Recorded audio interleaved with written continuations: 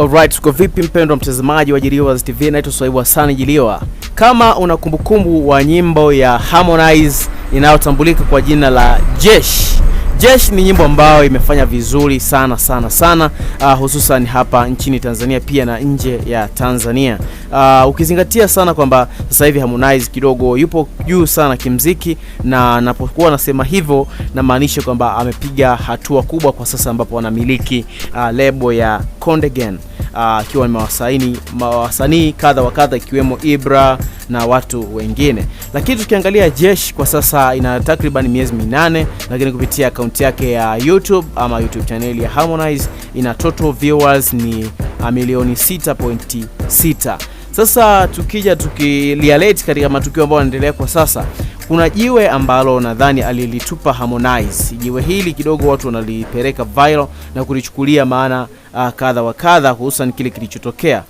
Tumeona juzi kati baada ya sakata la Harmonize kuwa limepamba moto, IBBRA alichukia baada ya Harmonize kutoa ngoma, ile ngoma ambayo ameitoa Harmonize akiwa na muimbia Kajala, kwa kuweza kukiri kwamba kama wamekoseana wasameheane, watunziane siri na vitu vingine kama hivyo.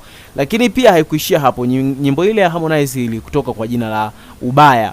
Lakini muda kadhaa tena RAYVANNY naye alikuja na ngoma inaitwa Nyamaza, lakini hii ngoma naye akiwa amemuimbia Harmonize, akiwa anampa vichambo Harmonize, ikiwa Harmonize naye nyimbo yake ya Vibaya alimuimbia Kajala. Sasa IBBRA aliona hii issue mbona inaenda ndivyo sivyo, kutokana na bosi wake anaribiwa CV, aliamua kuingia studio na kuachia naye ngoma inaitwa Haya Kuhusu. Lakini sasa kupitia mstari wa wimbo ambao upo kwenye nyimbo ya Jeshi ya Harmonize, kuna kipengele kinasema sio kwamba siwezi kujibizana, acha washindane na IBBRA.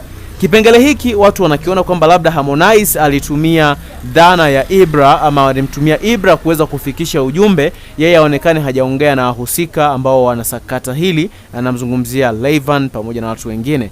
Baada ameamua amtumie IBBRA kuweza kufikisha ujumbe wake, lakini kupitia exclusive interview ambayo IBBRA amefanya na Leak Media, ambayo ameweza kuweka wazi, ameweka bayana kwamba nyimbo hii wala hakumhusisha Harmonize, aliboeka na akaingia studio na kuweza kurekodi na kuachia. Ameeleza mengi sana kuhusu interview hii.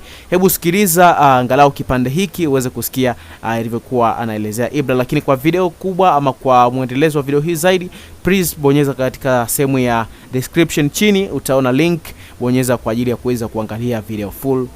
Hii ni JIRIWAS TV. Asante, lakini subscribe. So far hongera sana kufanya collab na Robert. Asante sana bro. By the way, IBBRA sasa hivi umekuwa gumza sana kwenye mitandao. Sawa. Na kubwa zaidi ni hii ngoma ambayo umeachia diss track. Twende tu moja kwa moja. IBBRA hatujamzoea katika sura hiyo. Una mwaka mmoja kwenye entertainment industry, lakini wengi tunamfahamu IBBRA kama mtu fulani mpole sana.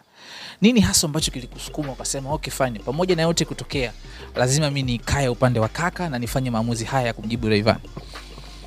Unajua palipo na ukweli tuongee tu ukweli, na pasipo na kitu cha kuongea basi tusiongee, kwa sababu mimi nimefanya kwa sababu nimeona bro kaimba wimbo kamuimbia Kajala kama aloka shemeji yangu, unaona.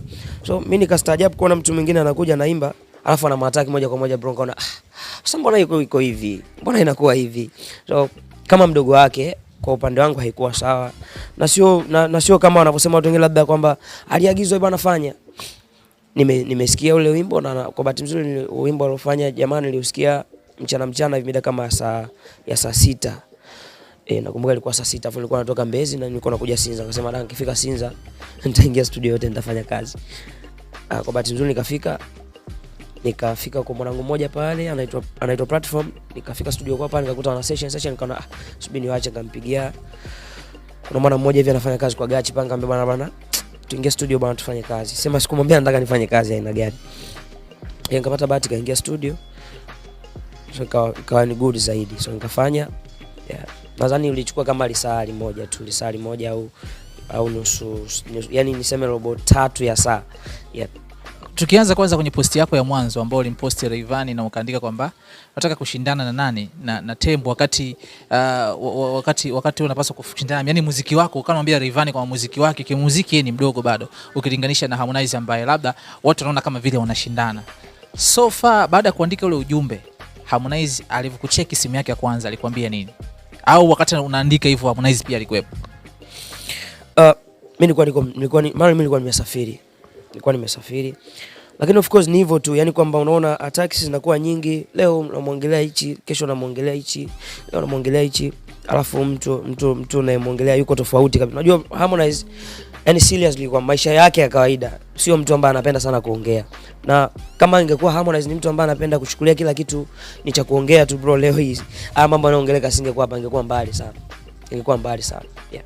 Yasema bro wangu ni mtu ambaye sio wa kuongea sana, na ndio maana hata nilipoongeleka vile vitu alipofanya wimbo pia watu walisema ametoa wimbo. Mimi nilikuwa nimesafiri afu nilikuwa mkoani huko ndani, kwa network ilikuwa ni shida kidogo. Mpaka nilivotoka kule na karibia mjini ndo nikasikiza ule wimbo, nikaona fresh bro yuko vizuri, kwa sababu hajamuimbia mtu mwingine tofauti na ex wake. Labda amwambia tu bana tuishi kwa wema, tutunzanie siri zetu, kwa sababu tukianadi ndani na kuwa sio vizuri hivyo. Alafu nikashangaa kuona mtu anamwataki bro, nikaona hii sasa imekuwa too much. Yeah. So pia nifahamu kuhusiana na Harmonize. Hujanijibu bado hapo. Baada ya kuona ile post yako umekuwa umepost, unasema kwamba ulikuwa mbali na Harmonize. Alivyokupigia simu alikwambia nini? Siwezi nikasema uongo. Harmonize ni mtu ambaye hata nikitaka kuposti vitu vingine ananiambia hicho post ile post, ila ile sikumshauri, sikumwambia chochote. Na nilipopost ile post simu nilizima. Kwa kaja nilipofika huko nikakuta yeye ameshasafiri, kwa sababu alikuwa hayupo hapa. Nilipotokea nani kwa safari. Kwa sikuwahi kuongea naye. Kiufupi niseme tu nisiwe muongo, sikuwahi kuongea naye na kuwahi inakuaje sijui umefanya nini.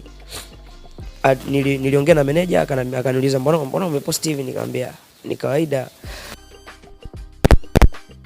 Steve, kwa sababu haiko sawa. Yani kwa upande wangu mimi naona haiko sawa, haiko vizuri.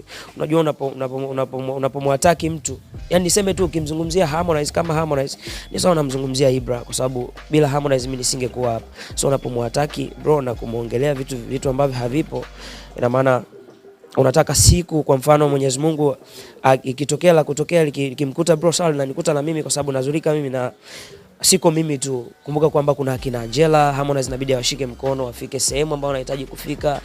Of course na sisi bado ndoto zetu hazijatimia. Kwa unapomwataki bro, it means kwamba unataka kuua ndoto zetu.